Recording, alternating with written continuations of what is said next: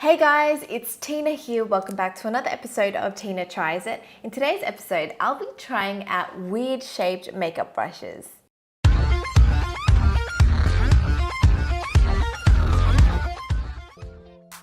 If you haven't already, make sure you click subscribe below to stay updated with future videos. So I have two unusual makeup brushes that I got from Indonesia. They're from a range called Masami Black from K Collection. The first one is called the hanging brush. This one is used for powder and foundation.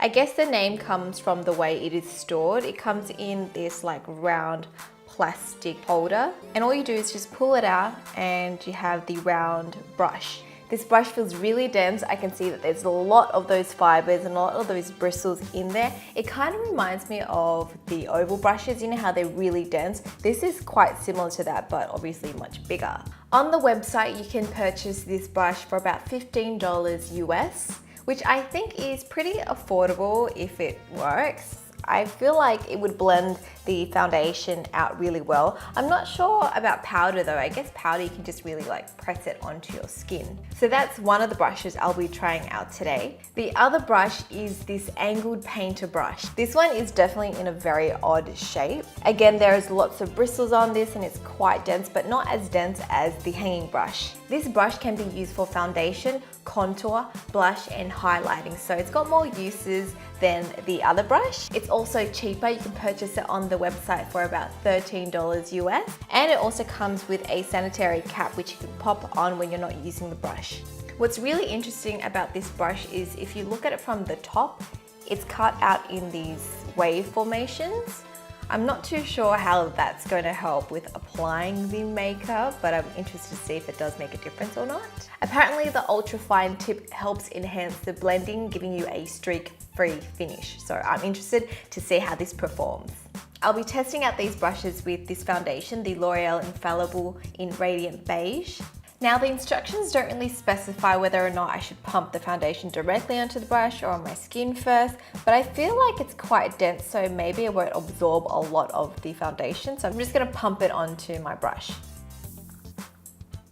So I'm gonna do half my face with this brush and then the other half with the other weighty brush. So I'm just going to apply it on. Oh my God, this covers like my whole face already. Whoa. I feel like I applied way too much. I'm just gonna wipe some off because that is way too much product. At least I could finish my makeup in no time because this brush is huge. It's so big. Oh no, I ruined my lip. No. Okay, I'll fix my lip up later. So let's just go in. It feels actually really nice on my skin. Now with the smaller areas, like around my nose and under my eye, I think I just have to like tilt the brush to use the edge of it on these smaller areas. And then just have to be really careful around my brows because I already filled them in. But yeah, this totally works. Okay, so that's half my face done. It literally took no time at all because of how big this brush is. Actually, I quite like it. I feel like I could definitely just do my whole face in like 20 seconds. And it gives me a really, really nice finish. Can you guys see the difference? The side that I have foundation on and the side that I don't. This side obviously looks more flawless. It looks airbrushed and there's definitely no streaks. The only thing is this could be a little bit too big. I just feel like I'm used to using something a little bit smaller, especially around my eyes and stuff. But if you just angle the brush, it definitely gets into those areas. And yeah, you can definitely work it into like the smaller areas. You just gotta be careful around like your eyebrows if you like to fill them in before foundation. So yeah, I quite like this one. Let's try the next one. This time I'm not gonna make the same mistake of applying the foundation directly onto the brush. I'm just gonna like dab it around my face first.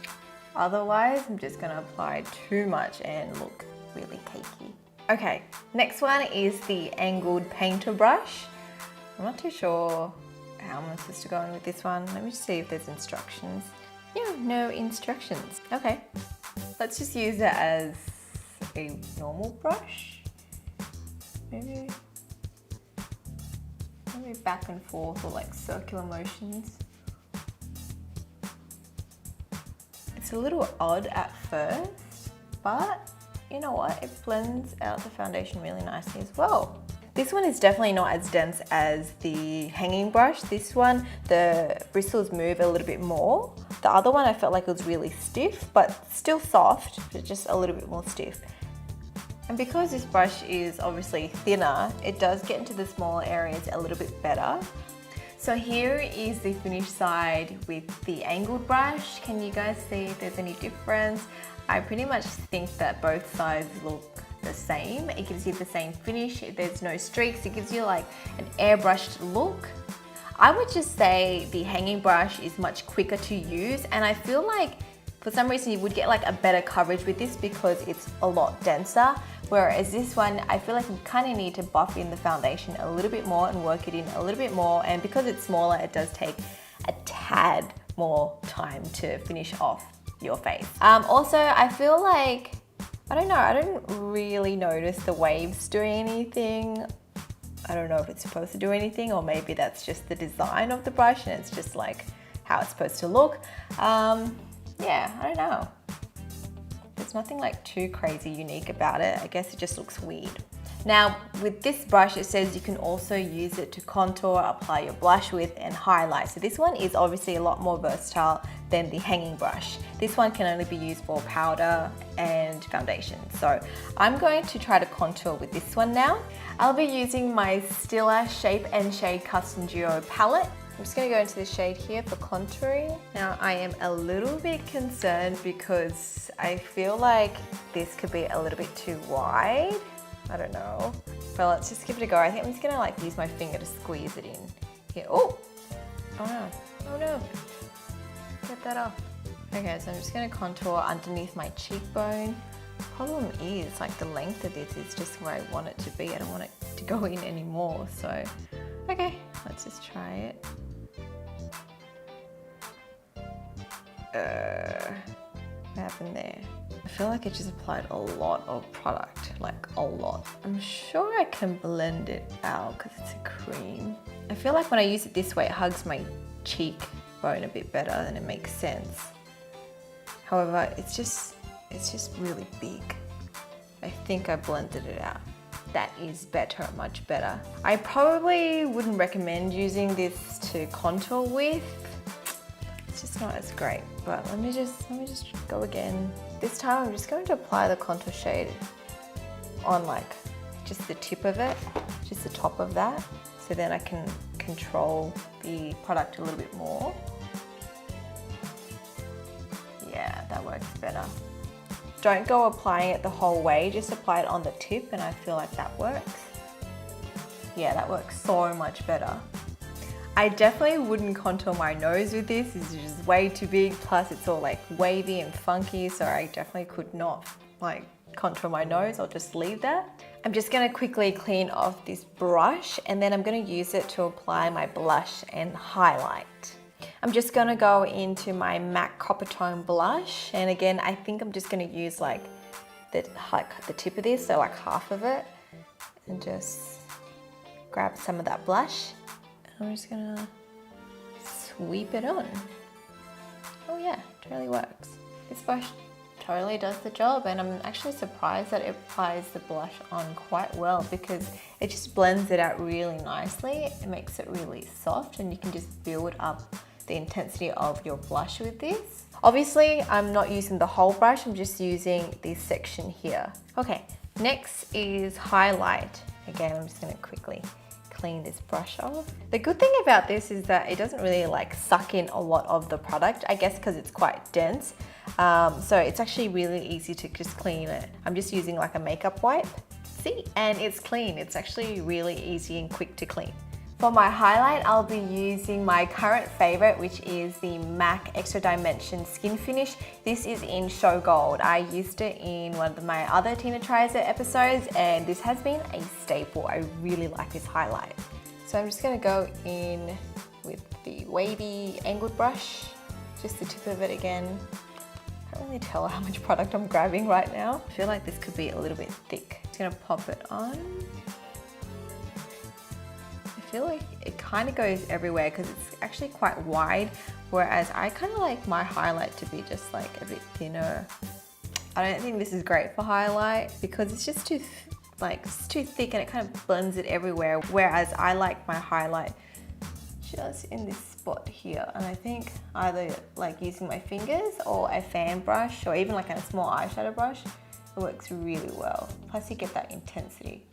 What do you think of this color? Isn't it? It's just so nice. It's got like a pink gold reflex to it and it totally matches my hair. So I love applying it like just on top of where my cheek color is. It kind of adds that like extra shine.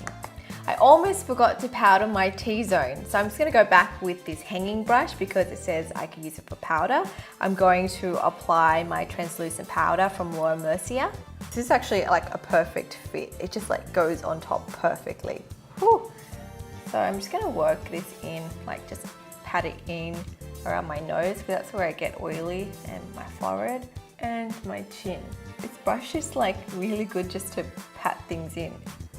I actually really like it. I really like the fact that it just fits perfectly into my Laura Mercier powder. Like it's just like meant to be perfect. So here is a close-up of what my skin looks like using the two brushes. I actually really like the application. I feel like it's really flawless and it gives me that like really nice airbrush look. And I really like both for foundation. Both of the brushes apply the foundation really nicely. So, what do you think? I'm pretty surprised that these brushes actually work really well on my skin and they're great for applying makeup. For some reason, I'm drawn to this one a lot more than this one. I feel like this one's a lot more fun to use and I really like the application, and because it's so dense and there's so many bristles and fibers in this, it doesn't absorb a lot of product at all. The product just kind of sits on top, which makes it really like easy to work into the skin. This one, however, is a lot more versatile. You can obviously use it for a lot more areas because of the size, but I still really like this one for some reason. I would rate this one a 9 out of 10. I feel like I would actually continue using this for foundation because one, it's like really quick to use, plus it doesn't absorb a lot of product, and I just really like how fun it is to use, and I don't have anything else like this in my collection. And for this brush, I'm going to rate it a 7 out of 10. It gets a lower rating than this one because it claims to do a lot more, but I don't think it's great at applying contour or highlight. So I would only use this for foundation, but out of the two, I really like this one for foundation more. Which one would you prefer and what would you rate these ones out of 10? So that's it to this episode of Tina Tries It. I hope you guys have enjoyed it. Also, if you have any products that you want me to try or recommend for this series, please let me know below. As always, make sure you subscribe to my channel to stay updated with future videos, and I'll speak to you guys next time. Bye!